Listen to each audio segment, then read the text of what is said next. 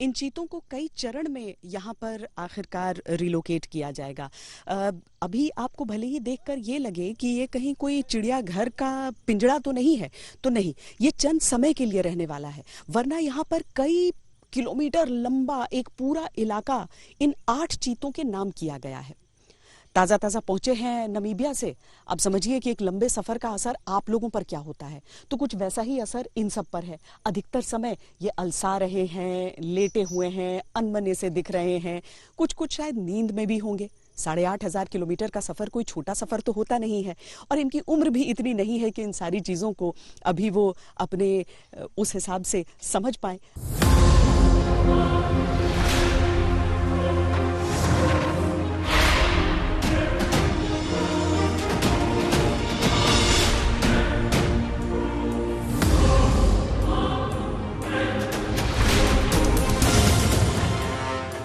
मौजूदा समय में दुनिया भर में करीब 7,100 चीते ही बचे हैं।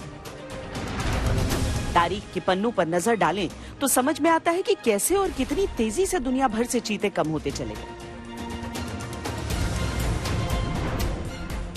1900 में एशिया और अफ्रीका में करीब 1 लाख चीते थे। 1947 में भारत में देश के आखिरी 3 चीते मार दिए गए।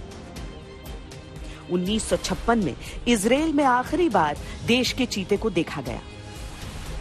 1975 में सहारा अफ्रीका में चीतों की आबादी 15,000 थी। 1994 में 23 अफ्रीकी देशों में कुल मिलाकर 12,000 चीते बचे। 1996 में नमीबिया में 2,500 चीते रह गए। ईरान में करीब 200 चीते रह गए। चीतों के विलुप्त होने के 70 साल बाद सरकार ने दोबारा उनको भारत में बसाने की कोशिश की, लेकिन सवाल यह है कि चीते विलुप्त क्यों हो गए। वन्यजीव विशेषज्ञ और इतिहासकार चीतों के भारत से विलुप्त होने के कई कारण बताते हैं। एक रिपोर्ट के अनुसार चीतों की अपनी विशेषताएं उनके विलुप्त होने की बड़ी वजह है। चीतों को आसानी से पालतू बनाया जा सकता है। 18वीं सदी में उनको ट्रेन करके शिकार करने के लिए इस्तेमाल किया जाता था। ये एक तरह का खेल होता था जिसे कोर्सिंग कहते थे। इसके लिए चीतों को बड़ी तादाद में पकड़ा जाता था और ये खेल खेला जाता था। उनको बिल्कुल उसी तरह पालतू बनाया जाता था जैसे कुत्तों को बनाया जाता है। चीते इतने खामोश होते थे कि वो कभी इंसानों पर हमला नहीं करते थे। दूसरी बिग कैट्स जैसे बाघ या शेर के उलट चीते इंसानों के साथ घुल मिल कर रहने के काबिल हैं।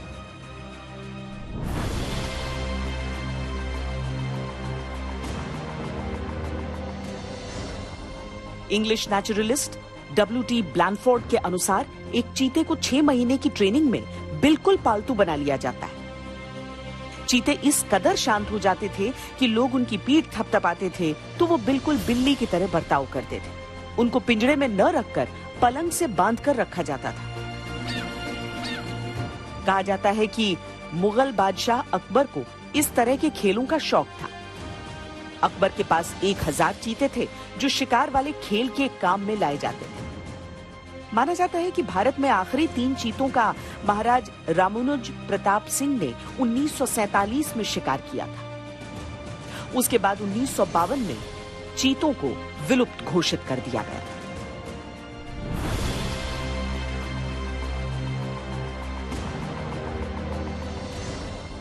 नेशनल ज्योग्राफिक के अनुसार चीतों के दुनिया से गायब होने के पीछे क्लाइमेट चेंज, पोचिंग और जंगलों का कम होना भी है। चीतों की अपनी जीन्स भी उनके विलुप्त होने की एक बड़ी वजह बताई जाती है। नेशनल ज्योग्राफिक के अनुसार चीतों की प्रजनन दर काफी कम होती है, जिसका सीधा सीधा मतलब ये हुआ कि अगर वातावरण अनुकूल नहीं हुआ तो उनकी आबादी नहीं बढ़ती। नेशनल ज्योग्राफिक के अनुसार चीतों की जेनेटिक एनालिसिस में यह बात सामने आई कि चीते के सामने इतिहास में 2 बार ऐसे हालात आए हैं जब वो विलुप्त होने की कगार पर आए। ऐसे हालात में चीते अपने रिश्तों में ही प्रजनन करने लगते हैं और जीन पूल का आकार कम हो जाता है। नए पैदा हुए चीतों के लिए वातावरण के हिसाब से खुद को ढालना मुश्किल हो जाता है और उनकी आबादी कम होने लगती है। इन सारे चीतों को आप देखेंगे अभी जो रेडियो कॉलर्स भी लगे हुए हैं, क्योंकि अभी पूरे इनके व्यवहार को पढ़ना है, समझना है। इस चीते को जो आप यहाँ पर देख रहे हैं, लगभग 5-5.5 साल से अधिक उम्र किसी की है नहीं। जिस तरह का चाल ढाल इनका है, जानकार ये बता रहे हैं हमें कि ये चंद घंटे ही सही बीते होंगे, लेकिन ये अच्छे से खुद को यहाँ पर ढाल रहे हैं इस समय। उनके व्यवहार में कोई भी ऐसी चीज नहीं दिखाई दे रही है जो किसी परेशानी का सबब बने। ये पूरा हिस्सा इस तरीके से विकसित किया गया है ताकि उनके पास छांव का भी हिस्सा रहे, उन्हें कमोवेश वैसी ही परिस्थितियां मिले जैसी कि नमीबिया में ये अपने बचपन से अभी तक गुजार कर आए थे। यहाँ पर चंद पेड़ लगाए गए हैं जो कि उसी हिसाब के वातावरण को इनके सामने रख रहे हैं। उस माहौल को, प्रकृति के उस स्वरूप को यहाँ भी ये उसी तरीके से देखें तो भले ही इनकी जिंदगी के वो घंटे जो 8,500 किलोमीटर के सफर को पूरा करने में बीते हैं, लेकिन उसके साथ ही इनके इस तरह की चहलकदमी को देखकर इतना समझ में आता है कि सरजमी उन्हें पसंद आई है। कैसे होगा चीते का संरक्षण? कैसे होगी उसकी मॉनिटरिंग? कहीं कोई चीता बीमार तो नहीं पड़ गया, ये कैसे पता लगेगा? नमीबिया से आए इन चीतों का रेगुलर मेडिकल चेकअप किया जाएगा, उनके शिकार के पैटर्न को देखा जाएगा। इसमें काम आएगा रेडियो कॉलर जो चीतों के गलों पर लगाया गया है। कूनो नेशनल पार्क में एक खास टीम इस पूरी प्रक्रिया की देखरेख करेगी। इसको एनिमल माइग्रेशन ट्रैकिंग बोलते हैं। ये सैटेलाइट कॉलर आईडीज की मदद से किया जाएगा जो कि चीतों के गलों पर फिट किए गए हैं। दरअसल कॉलर आईडी उसी जीपीएस की तकनीक पर काम करती है जो हमारे मोबाइल फोन्स में होता है। जीपीएस चिप्स सिग्नल ट्रांसमिट करते हैं जो सैटेलाइट से आसानी से पकड़ में आ जाते हैं। इससे न सिर्फ चीतों की लोकेशन का पता चलता है बल्कि कॉलर में लगे टैग से उनकी सेहत की भी जानकारी मिलती है। चीतों को बसाने के लिए खास तरह के इंतजाम किए गए हैं। पूरे इलाके में सैकड़ों की संख्या में तेंदुए और लकड़बग्घे हैं, इसीलिए हर 500 मीटर पर कैमरे लगे हैं। क्योंकि ये चीते अभी क्वारंटीन में हैं, इस दौरान कोई जंगली जानवर अटैक न करे, इसलिए 3 लेयर फेंसिंग लगाई गई है। इसके अलावा पार्क के आसपास रहने वाले लोगों को चीते के बारे में सही जानकारी देने के लिए चीता मित्र का गठन किया गया है। पशु है, उससे इंसान को खतरा है कि इंसान से पशु को खतरा है?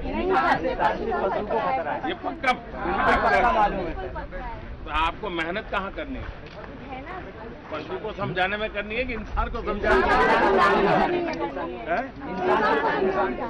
तो गांव में जाके बोलना है, चीता के बारे में बताना है। हाँ, ये सही बात है। सबसे तेज दौड़ने वाला वन्य प्राणी है जो अपने भारत देश में 17 सितंबर को जब माननीय महोदय के जन्मदिन के दिन आ रहा है, ये सब बता के आए सर। देखिए, हमें 75 साल करीब इंतजार करना पड़ा है। कूनो नेशनल पार्क का एक अलग प्रतीक चिन्ह हो गया है जो आप सबकी टी शर्ट्स पर देख सकते हैं। उस चीते को देख सकते हैं, इस पर आप उनके टी शर्ट पर ऐसे अंकित देख सकते हैं और ये जो टोपी है उस पर भी।